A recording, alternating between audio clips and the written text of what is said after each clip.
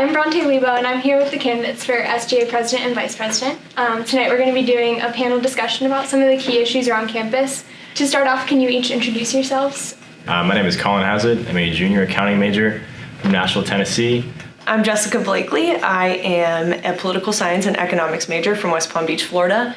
Hi, I'm Gavin Mummert. I am a junior economics and music business double major. Greetings, my name is Mo, and I am a sophomore entertainment finance major with a theater production minor.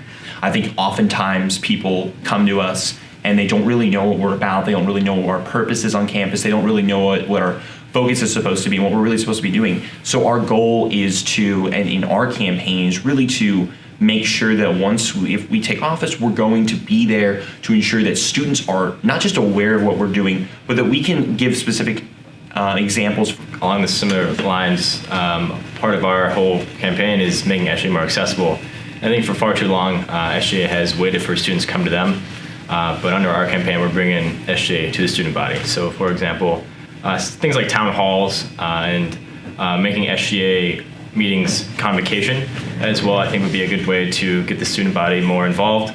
I think in the past, student government has really made it a focus to say we're going to give the same amount of money to every single organization. From my experience, I've had a lot of people, especially in Greek life, come to me and say, we haven't gotten a lot of money for these events, and we're putting on events for 200, 300 people. And I think funding an event like that and also giving the same amount of funding to an event that gets like 5 people involved, it doesn't really make that much sense. And they petitioned for over 3 times what our budget was. And I think that's sad that our campus doesn't allow our budget to satisfy the needs of the student body. Like I said, a lot of the orgs that come to us have large requests, and we can't satisfy those. And so one thing that you both expressed was a desire to help create solutions with counseling services. I know that's been a big concern for students. So working with upper administration, if elected, to get some type of solution, whether it be hourly counselors or potentially reduced off-site counseling, reduced pricing for off-site counseling, because I know if Belmont sends you off campus, it's not free, and so I think that much like they pay for, for example, they're paying for our gym memberships now, when the whole tennis cup is here, I think off campus, if they can also subsidize the cost of counseling off campus, that would be absolutely crucial. It's kind of a now or never thing, especially with a lot of incidents that have been going on at schools around the country right now. I think Belmont needs to be more able to initiate these things in advance. And I think having people who are willing to step up and say, okay, we need more counselors, and we need more counselors that are available on the day that students walk into the office. And that's going to be one of the first things I do when I sit down with the administrators and say, hey, students really need this. One way that I think we want to have SGA tackle this problem next year is by creating an ad hoc committee to solve this issue, because the president is just one person. He might have a lot of power within upper administration, but so does all of SGA. That as we're building Tall Hall, we're doing that, but we're not building a new parking garage to add on. Now, I know technically speaking, we have enough spaces available on campus, but getting to those spaces sometimes is a little bit challenging for students. And obviously we can't snap our fingers and create new parking spaces. What we can do is we can go to the administration and say, hey, if the next thing you look at should probably be another parking structure, especially as we are starting to host a lot of these big events, like for example, the tennis tournament coming this weekend.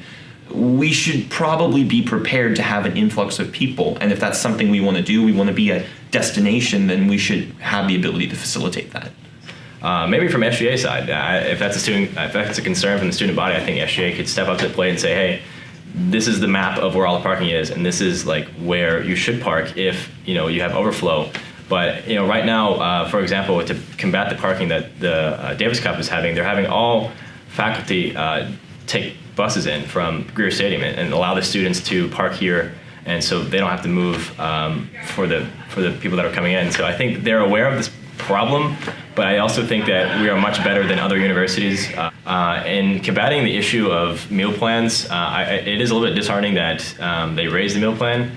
In terms of SGA not being effective, I again think that's an accessibility issue and a lack of knowing what SGA's power potentially can be. Because we want to hear student input through our website and through Instagram and through our social media and stuff. I think I actually went to talk to Dr. Burns, the provost, about this, and I said, SGA created a piece of legislation to reduce the meal plan, and y'all increased it and made it mandatory for Commons and Hillside. Why'd you do that? And he said, what legislation? I didn't hear about it. And I'm like, what? And that's something that Gavin and I definitely want to work on, is that understanding the life of a legislation, like what happens after SGA passes it. And that's another reason why we want to improve the build the ad hoc committee system, is that the ad hoc committee's job is not done when the legislation is passed. They follow up with upper administration and whoever the piece of legislation concerns and making sure it's implemented. I see us as the administration oftentimes just misses things. There's just things that they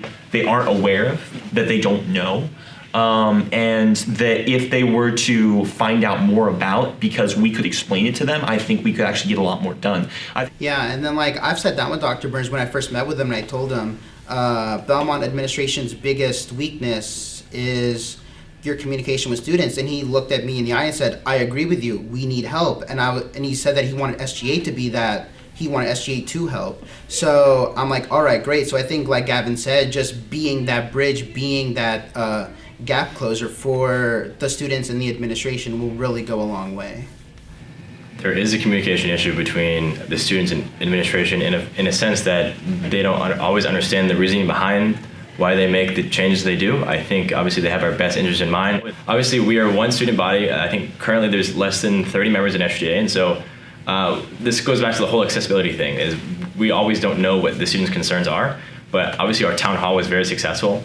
And I would also like to point out on our website that there is a part on the homepage called Take Action that you can actually click on, and it will send a direct email to the SGA, which I review, and then take those concerns to the rest of SGA and to senior leadership such as Dr. Burns and the new DETA students, which I hope to look forward to working with in the near future. But I will respectfully disagree in that there is not a miscommunication issue with Greek Life. As a member of Greek Life, I've never expressed never seen any issue with SGA and Greek Life in terms of communication, so I would have to disagree with that. So, Can you each sum up in just one sentence why students should vote for you? So if you believe that your voice can be heard, I want to hear it. And so I think that, our whole platform is the choice for change. And so we are excited to lead Belmont into a season of change, and we look forward to hearing your concerns and wanting to help you in whatever capacity that may be, whether it be legislation, whether it may be the parking issue, or whatever your concern is. I want to be here for you.